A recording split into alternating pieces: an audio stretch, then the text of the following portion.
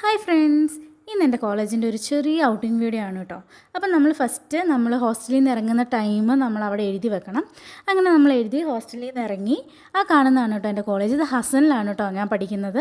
നമ്മൾ നടന്ന് diary സർക്കിളിലെത്തി. Diary സർക്കിളിൽ നിന്ന് നമ്മളൊരു ഓട്ടോ വിളിച്ചിട്ട് NR സർക്കിളിലേക്ക് പോവാണ് കേട്ടോ. ഈ NR സർക്കിളിലായിട്ട് പോകുന്നത് എന്താണെന്ന് വെച്ചാൽ അവിടെയാണ് കുറച്ചും കൂടിയും കടകളൊക്കെ കൂടുതലുള്ള ഒരു ഏരിയ. അങ്ങനെ നമ്മൾ അവിടെ ഫസ്റ്റ് ഒരു പാർക്കിലാട്ടോ പോയത്.